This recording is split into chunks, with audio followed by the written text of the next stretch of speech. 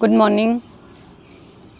It's a beautiful day today और देखिए हम फिर जुड़ गए हैं।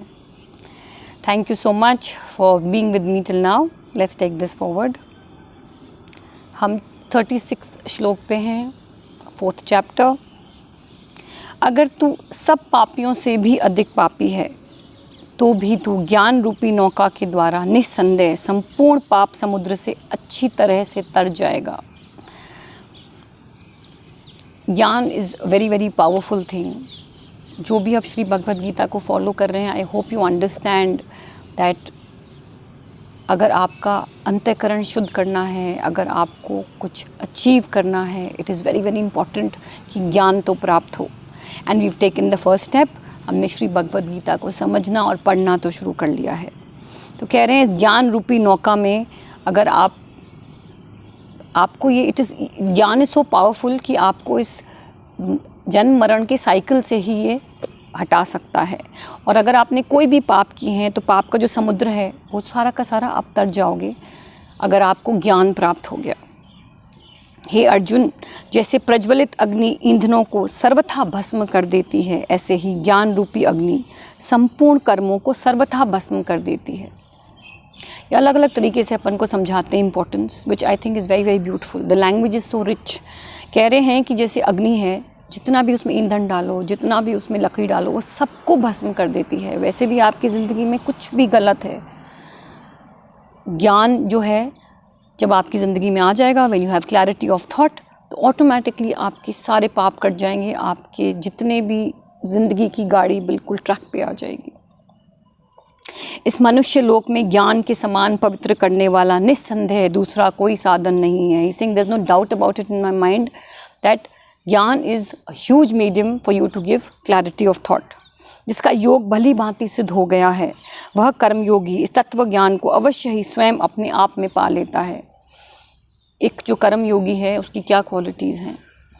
न उसमें हताशा होगी, न निराशा होगी और न आशा होगी। इन 3 ब्यूटीफुल वर्ड्स। देखिए, न तो वो सर्कमस्टांसेस में परेशान होएगा, न उसको कभी कोई निराशा होगी और न कोई आशा होगी। उसकी इच्छाएं ख़त्म हुई हैं। He is living in the moment. वो आज में जी रहा है। गौतम बुद्ध हमेशा कहते थे कि आज में जियो। इट डज़ नॉट मैटर कि तुम्हारा पास्ट क्या है। It does not even matter कि फ्यूचर क्या होगा, वो तो आपके हाथ में ही नहीं है। तो हमें आज में जीना है। That's most important. तो कह रहे हैं कि ऐसा जो आदमी जिसको ये तत्व ज्ञान समझ में आ जाता है और उसका ये योग, कर्म योग भली भांति सिद्ध हो गया है, तो वो अपने आप ही पवित्र हो जाता है। जितेंद्रिय साधन परायण श्रद्धावान मनुष्य ज्ञान को प्राप्त होता है।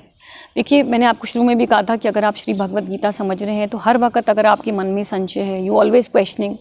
सो in class it happens. That's why I tell people attend the class. लोग सवाल पूछते हैं तो I have to tell them that look, don't do this. थोड़ा तो विश्वास रखिए। अगर आपने कोई नई चीज़ शुरू करी है, उसको बार बार अपने मन में संशय लाके कि oh my God whether I can do this और नॉट। आप बोल तो रहे हो कोमल, लेकिन बहुत मुश्किल है। It's a limiting belief. अपन अपने ही बिलीफ को लिमिट कर देते हैं। Okay, it's all in your mind. आप खुले दिल से, खुले दिमाग से जब ग्रहण करेंगे और आप अपने मन में सोचेंगे yes it is possible, all right. आज के समय में भी पॉसिबल है गीता को इम्बाइब करना, इफ़ नॉट लाइक 100%, पर काफ़ी हद तक आप इम्बाइब कर सकते हैं और अपनी ज़िंदगी खूबसूरत बना सकते हैं। तो वो कहते हैं वह तत्काल, दैट वेरी मिनट परम शांति को प्राप्त होता है। अगर आप में श्रद्धा है, अगर आप साधन परायण हैं और अगर आपने अपनी इंद्रियों को कंट्रोल में कर लिया है, that very minute you will feel कि आपको परम शांति प्राप्त हो गई है, इटर्नल पीस। विवेकहीन और श्रद्धा रहित संशय आत्मा मनुष्य का पतन ही होता है। वॉट एवर गॉड सेज, ये तो भगवान की वाणी है। जो भी शास्त्रों में लिखा है, जो भी बड़े बड़े स्क्रिप्चर्स में लिखा है, आप हर वक्त अपना लॉजिक लगाएंगे, अपना दिमाग लगाएंगे और उसको क्वेश्चन करेंगे, बोलेंगे व्हाट नॉनसेंस, ऐसी थोड़ी होता है। तो भाई आपका तो कुछ नहीं हो सकता है। It is as simple as that. संशय आत्मा मनुष्य के लिए न तो यह लोक हितकारक है, न परलोक हितकारक है और न सुख है। भाई इफ़ यू कीप डाउटिंग, तो आपने तो अपने आप को लिमिट कर लिया और ज्ञान आप में अंदर आ ही नहीं सकता। और जब ज्ञान आप में अंदर नहीं आ सकता है तो आप ज़िंदगी खूबसूरती से कैसे जिएंगे? फिर तो धक्के से चल रहा है जैसे चल रहा है। आपको पता ही नहीं कि आपकी ज़िंदगी कहाँ जा रही है। हे धनंजय, योग समता के द्वारा जिसका संपूर्ण कर्मों से संबंध विच्छेद हो गया है। हम आपको श्री भगवद गीता में अच्छे से समझाया है कि आपको अपने कर्मों से अपना जो अटैचमेंट है, अपना जो रिलेशनशिप है, कैसे उसको काटना है। कि आप फल पे आसक्ति नहीं रखें। अपना कर्म इसलिए करें क्योंकि वो आपका कर्तव्य है। कर्तव्य समझ के जब कर्म करेंगे और अपने फलों में आपका अटैचमेंट नहीं होगा तो ऑटोमेटिकली आपको ये कर्म बांधेंगे नहीं। देखिए, let me explain to you. क्या होता है, जैसे सपोज एक सत्संग चल रहा है, और फॉरगेट अबाउट सत्संग, एक कॉन्फ्रेंस चल रही है। ओके, कॉन्फ्रेंस ख़त्म हो गई, सब लोग अपना अपना निपटा के चले गए, कोई भी लौट के नहीं आया ना। लेकिन एक आदमी लौट के आता है। कौन लौट के आता है? जिसने अपना बैग वहीं भूल गया या अपने स्पेक्स वहीं भूल गया। और कहता है, ओ माय गॉड, मैं तो छूट गया, मैं तो जाके लेके आऊँगा वापस। आया वो जो कुछ भूल गया था, आया वो जिसकी कोई अटैचमेंट थी, नहीं तो दूसरे तो लौट के नहीं आए। उनका जर्नी ख़त्म हुई, उन्होंने कहा थैंक यू, हमने बहुत कुछ सीख लिया, जय राम जी। ऐसे ही इस जन्म मरण की साइकिल में लौट के वो आता है बार बार, जिसने कोई यहाँ पर बहुत ऋण ले रखे हैं। उस ऋण को चुकाने के लिए, उस लोन को चुकाने के लिए he has to come back. वो कर्म के बंधनों में इस तरह जकड़ गया है कि उसको चुकाने के लिए उसको वापस आना पड़ता है।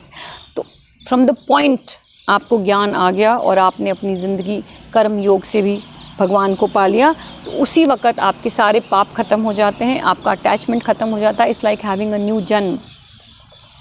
And last and final of this particular chapter, इस अध्याय का आखिरी श्लोक।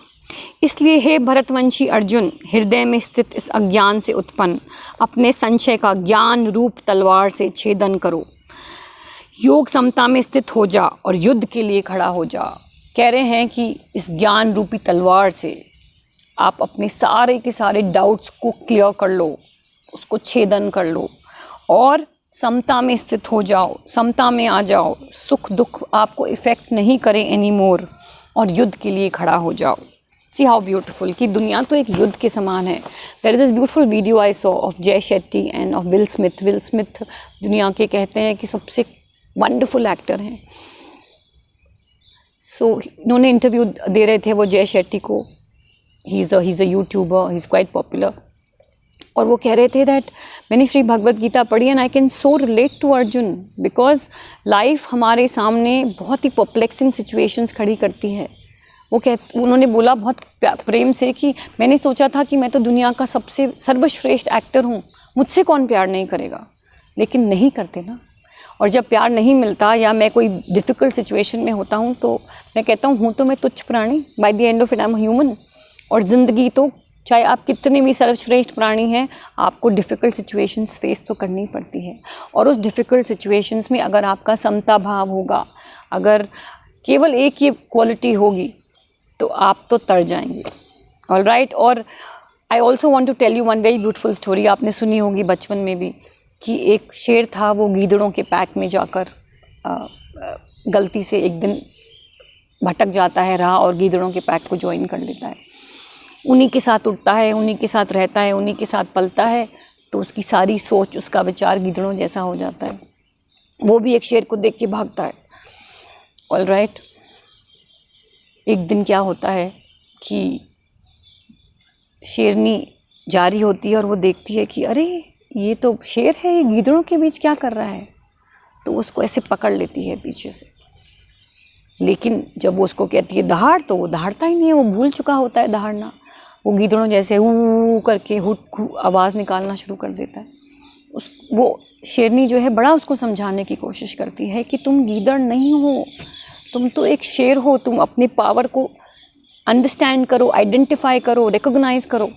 पर वो बच्चा मानने को राज़ी नहीं था। फिर उसकी माँ पकड़ती है, माँ तो खैर नहीं थी, शेरनी जो है उसको पकड़ती है। उसको तरस आता है उसके ऊपर कि तू इतना पावरफुल है और तू कहाँ है। तो वो उसको एक पानी के पास लेके जाती है और अपनी रिफ्लेक्शन दिखाती है उस मिरर, उस पानी में। वो देखता है तो बोलता, देख तू और मैं एक जैसे दिखते हैं, मैं गीदड़ नहीं हूँ, मैं शेरनी हूँ और तू भी एक शेर है, तो अब मेरे साथ दहाड़। तो जब वो शेरनी जोर से दहाड़ती है, शेर का बच्चा होता है वो भी दहाड़ता है, धीरे दहाड़ता है, फिर तेज़ दहाड़ता है, फिर खुल के दहाड़ता है, और दोनों के दोनों दहाड़ते हैं और कहते हैं देख तू अपने पावर को ही रिकॉग्नाइज़ नहीं करता है। ऐसे ही भगवान हमको कह रहे हैं तू तो एक शेर का बच्चा है, कहाँ तू गीदड़ों में जाके फंसा हुआ है, कहाँ इन रजोगुणी लोगों के बीच में तू फंसा हुआ है। अपने पावर को रिकॉग्नाइज़ कर, it is right inside of you. अपने विवेक को जागृत कर। तू तो एक शेर है, शेर बन के इस दुनिया पर राज कर। राज इन द सेंस दैट आप अपने अंतकरण को शुद्ध करिए, आप स्ट्रॉन्ग बनिए, आप श्री भगवद गीता की कोई भी योग को पकड़ के भगवान से कनेक्ट करिए और पावरफुल हो जाइए। समता में आ जाइए। कहते हैं समता में आना is like constant Aradhana of God. ऐसे लगेगा जैसे आपने अमरता को प्राप्त कर लिया। ऑब्वियसली अमरता एज इन ये नहीं कि आप मरेंगे नहीं, पर आपको धरती पे ऐसे लगेगा कितना अच्छा फीलिंग है कि मैं तो अमर हो गया। इससे खूबसूरत और क्या हो सकता है।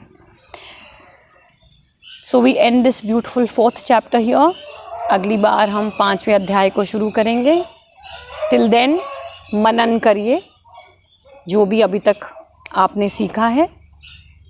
Slowly it will become a part of you. Thank you so much. Have an amazing day.